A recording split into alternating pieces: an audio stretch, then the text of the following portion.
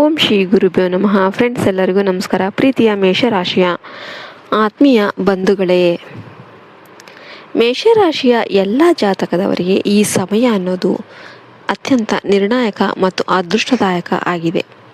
ಬ್ರಹ್ಮಾಂಡದ ಶಕ್ತಿಗಳು ಮತ್ತು ಗ್ರಹಗತಿಗಳ ಬದಲಾವಣೆಯು ನಿಮ್ಮ ಜೀವನದಲ್ಲಿ ಹೊಸ ಸಂಚಲನವನ್ನು ತರ್ತಾ ಇದೆ. ಮುಂಬರುವ 24 ಗಂಟೆಗಳಿಂದ ಹಿಡಿದು ಮುಂದಿನ ಕೆಲವು ದಿನಗಳವರೆಗೆ ನೀವು ಕೆಲವು ವಿಶೇಷ ಎಚ್ಚರಿಕೆಗಳನ್ನು ಪಾಲಿಸಬೇಕಾಗುತ್ತೆ ಮತ್ತು ಸುವರ್ಣ ಅವಕಾಶಗಳನ್ನು ಬಳಸಿಕೊಳ್ಳಬೇಕಾಗುತ್ತೆ.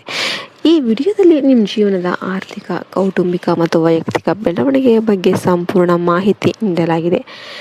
ಅದಕ್ಕೋಸ್ಕರ ವಿಡಿಯೋವನ್ನು ಎಲ್ಲೂ ಕೂಡ ಸ್ಕಿಪ್ ಮಾಡದೆ ಕೊನೆಯವರೆಗೂ ನೋಡಿ. ವಿಡಿಯೋ ಇಷ್ಟ ಆದರೆ ವಿಡಿಯೋಗೆ ಒಂದು ಲೈಕ್ ಮಾಡಿ, ಜೈ ಶ್ರೀರಾಮ್ ಅಂತ ಕಮೆಂಟ್ ಮಾಡಿ.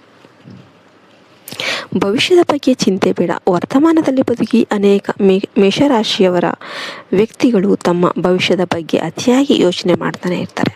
ಮುಂದಿನ 7 ವರ್ಷಗಳಲ್ಲಿ ನಾನು ಎಷ್ಟು ಸಂಪಾದನೆ ಮಾಡ್ಬೋದು, ನನ್ನ ಕುಟುಂಬದ ಸ್ಥಿತಿ ಏನಾಗ್ಬೋದು, ನಾನು ಅಂದ್ಕೊಂಡ ಜಾಗಕ್ಕೆ ತಲುಪೋದಕ್ಕೆ ಸಾಧ್ಯನಾ ಅಂತ ಈ ಥರ ಪ್ರಶ್ನೆಗಳು ನಿಮ್ಮನ್ನು ಕಾಡ್ತಾ ಇರ್ಬೋದು. ಆದರೆ ನೆನ್ಪಿಡಿ, ಅತಿಯಾದ ಚಿಂತೆ ನಿಮ್ಮ ಇಂದಿನ ಕೆಲಸದ ಸಾಮರ್ಥ್ಯವನ್ನು ಕುಂದಿಸುತ್ತೆ.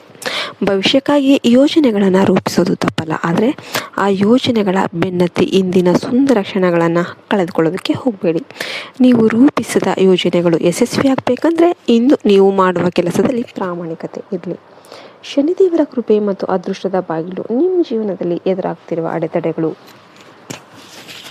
ನಿವಾರಣೆಯಾಗುವ ಸಮಯ ಹತ್ತಿರ ಬಂದಿದೆ. ಸದೃದಯದಿಂದ ಶನಿದೇವರನ್ನು ಪ್ರಾರ್ಥನೆ ಮಾಡೋದರಿಂದ ನಿಮ್ಮ ಭಾಗ್ಯದ ಬಾಗಿಲು ತೆರೆಯಲಿದೆ. ಮುಂಬರುವ 24 ಗಂಟೆಗಳ ಅವಧಿಯಲ್ಲಿ ನಿಮಗೆ ಯಾವುದಾದರೂ ಒಂದು ಶುಭ ಸುದ್ದಿ ಕೇಳಿ ಬರುವ ಸಾಧ್ಯತೆ ಇದೆ. ಇದು ನಿಮ್ಮ ವೃತ್ತಿ ಜೀವನಕ್ಕೆ ಅಥವಾ ಆರ್ಥಿಕ ಸ್ಥಿತಿಗೆ ಸಂಬಂಧಿಸಿದ್ದಾಗಿರಬಹುದು. ಗ್ರಹಗಳ ರಾಜ ಶನಿದೇವರ ಆಶೀರ್ವಾದ ಇದ್ದರೆ ಕಠಿಣ ಪರಿಸ್ಥಿತಿಗಳು ಕೂಡ ಸಹ ನಿಮಗೆ ಪೂರಕವಾಗಿ ಬದಲಾಗುತ್ತೆ.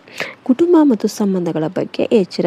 ಜೀವನದಲ್ಲಿ ನಮಗೆ ಅತ್ಯಂತ ಹತ್ತಿರ ಆದವರು ಅಂದರೆ ನಮ್ಮ ರಕ್ತ ಸಂಬಂಧಿಗಳು. ಆದರೆ ಕೆಲವು ಸಂದರ್ಭಗಳಲ್ಲಿ ನಾವು ಯಾರಿಂದ ಅತಿ ಹೆಚ್ಚು ನಿರೀಕ್ಷೆ ಮಾಡ್ತಿದ್ದೇವೋ ಅವರೇ ನಮಗೆ ನಿರಾಸೆಯನ್ನು ಮೂಡಿಸಬಹುದು. ಮೇಷರಾಶಿಯವರಿಗೆ ಈ ಸಮಯದಲ್ಲಿ ಒಂದು ಎಚ್ಚರಿಕೆ ಏನಂದರೆ, ನಿಮ್ಮ ಸ್ವಂತ ಜನ ಏನಿದ್ದಾರೆ ಅವರೇ ನಿಮ್ಮ ನಂಬಿಕೆಗೆ ದ್ರೋಹ ಬಗೆಯುವ ಸಾಧ್ಯತೆ ಇರುತ್ತೆ.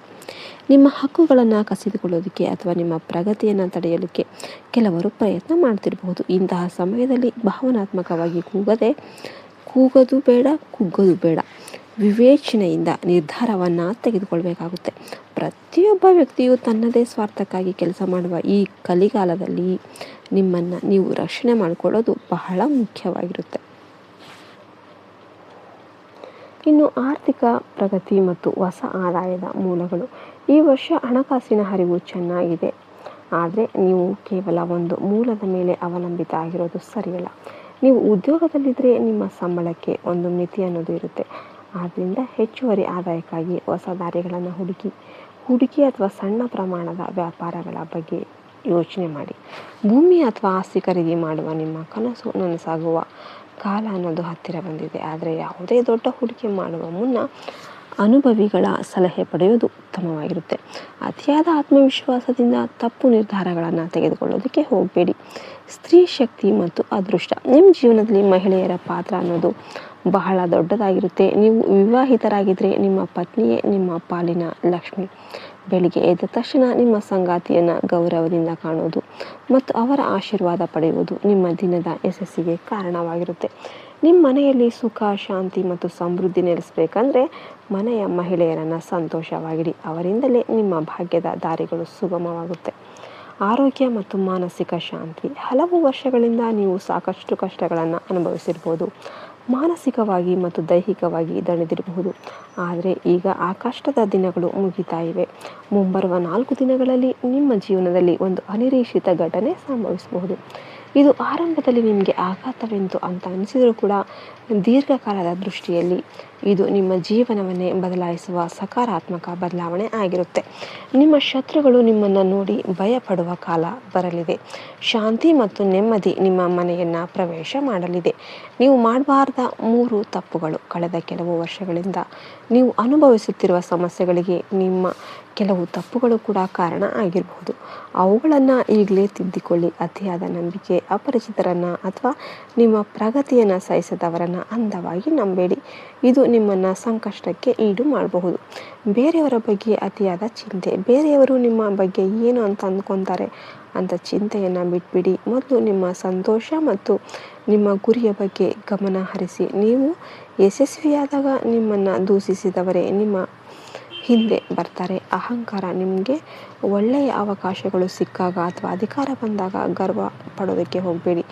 ವಿನಯ ಇದ್ದರೆ ಮಾತ್ರ ಯಶಸ್ಸು ಸ್ಥಿರವಾಗಿ ಇರುತ್ತೆ. ಮುನ್ನೆಚ್ಚರಿಕೆ ಮತ್ತು ಹನುಮಂತನ ಭಕ್ತಿ, ಜೀವನದಲ್ಲಿ ಎದುರಾಗುವ ಸಂಕಷ್ಟಗಳನ್ನು ಎದುರಿಸೋದಕ್ಕೆ ನಿಮಗೆ ಧೈರ್ಯ ಬೇಕು. ಹನುಮಂತನ ಭಕ್ತಿಯು ನಿಮಗೆ ಆ ಧೈರ್ಯವನ್ನು ನೀಡುತ್ತೆ. ಜೈ ಬಜರಂಗಬಲಿ ಅಂತ ಸ್ಮರಿಸುತ್ತಾ ನಿಮ್ಮ ಕೆಲಸವನ್ನು ಆರಂಭಿಸಿ. ಹನುಮಂತನು ನಿಮ್ಮ ಪಾಲಿಗೆ ಅದೃಶ್ಯ ಗುರಾಣಿಯಾಗಿ ನಿಂತು ನಿಮ್ಮನ್ನು ಕಾಪಾಡ್ತಾನೆ. ನಿಮ್ಮ ಕಷ್ಟದ ಸಮಯದಲ್ಲಿ ಯಾರು ನಿಮ್ಮ ಜೊತೆಗಿದ್ದರು ಮತ್ತು ಯಾರು ನಿಮ್ಮನ್ನು ಬಿಟ್ಟು ಹೋದರೂ ಕೂಡ ಅದನ್ನೆಲ್ಲ ಕೂಡ ನೀವು ನೆನ್ಪಿಟ್ಕೊಂಬಿಡಿ. ಇದು ಮುಂದಿನ ದಿನಗಳಲ್ಲಿ ನೀವು ಯಾರನ್ನು ನಂಬಬೇಕು ಅಂತ ಹೇಳೋದಕ್ಕೆ ಇದು ಒಂದು ಒಳ್ಳೆಯ ಪಾಠವಾಗುತ್ತೆ. ಕೊನೆ ಮಾತು ಹೇಳೋದಾದರೆ, ಮೇಷರಾಶಿಯವರೇ, ಇದು ನಿಮ್ಮ ಪಾಲಿನ ಸುವರ್ಣ ಸಮಯ. ಭೂತಕಾಲದ ನೋವುಗಳನ್ನು ಮರೆತು ಭವಿಷ್ಯದ ಅತಿಯಾದ ಆತಂಕವನ್ನು ಬಿಟ್ಟು ಇಂದಿನ ಕೆಲಸದಲ್ಲಿ ಗಮನ ಹರಿಸಿ. ನಿಮ್ಮ ಶ್ರಮಕ್ಕೆ ತಕ್ಕ ಪ್ರತಿಫಲ ಖಂಡಿತ ಸಿಗುತ್ತೆ.